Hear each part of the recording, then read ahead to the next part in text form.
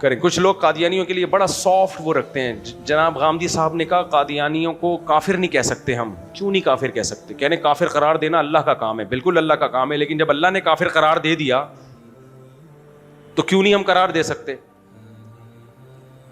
اللہ نے سب سے پہلے قرآن میں کیا کہا ہے؟ اللہ کی کتابوں اور پیغمبروں پر ایمان. تو پیغمبروں پر ایمان ان کی باتوں کے ساتھ یا باتوں کے بغیر؟ اگر کوئی پیغمبر کو مانتا ہے پیغمبر کی بات کو نہیں مانتا تو وہ پیغمبر کو ماننے والا کہلائے گا؟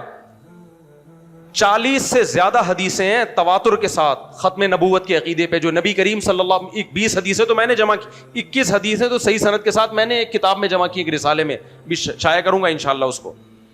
اور صحابہ کے اقوال تابعین, یہ بات تواتر سے نبی سے ثابت ہے کہ میرے بعد کوئی نبی نہیں ہے. تو جو محمد صلی اللہ علیہ وسلم کے بعد کسی نبی کو نبی مانتا ہے وہ محمد صلی اللہ علیہ وسلم کا منکر ہے حقیقت میں, اور نبی کا منکر کافر ہوتا ہے. تو غامدی صاحب نے بھی بات کو گھمایا ہے. انجینئر علی مرزا کا تذکرہ میں نے چھوڑ دیا لیکن آ گیا ہے اب, اس نے بھی بات کو گھمایا. اس نے کہا کم از کم یہ بخاری مسلم کو تو مانتے ہیں نا قادیانی. بھائی صاحب جھوٹے نبی کو ہمارے نبی کے کھاتے میں ڈال دیا اور اپنے اس حرکت کو اسلام قرار دے دیا. یہ کام مسیحی نہیں کرتے.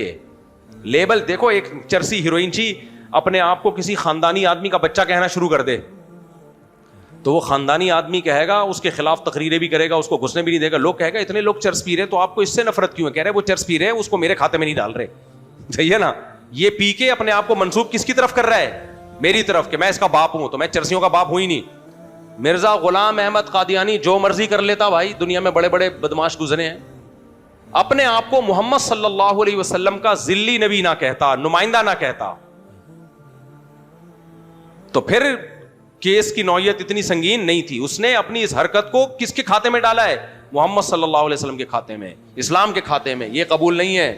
اس لیے قادیانی ہندوؤں کی طرح, سکھوں کی طرح, مسیحیوں کی طرح, یہودیوں کی طرح نہیں ہے. ان تمام سے بدتر ہیں کیونکہ اپنے کفر کو منسوب کس کی طرف کر رہے ہیں؟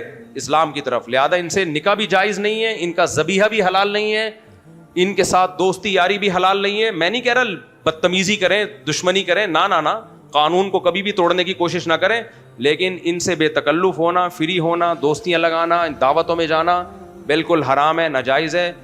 کوئی شخص یہ کام کرتا ہے تو صحابہ کی لاشیں یاد کرو جو انہوں نے ختم نبوت کے منکر کے خلاف جو لڑائیاں لڑی تھیں, اور سب سے زیادہ صحابہ اس جنگ میں شہید ہوئے تھے.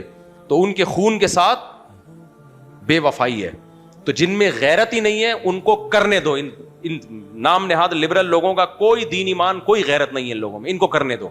جو غیرت مند لوگ ہیں وہ اوائڈ کریں. ان کی کمپنی کا جب کوئی لوگو استعمال کرے گا تو ان کو غیرت آتی ہے, پھر یہ براڈ مائنڈیڈ نہیں بنتے.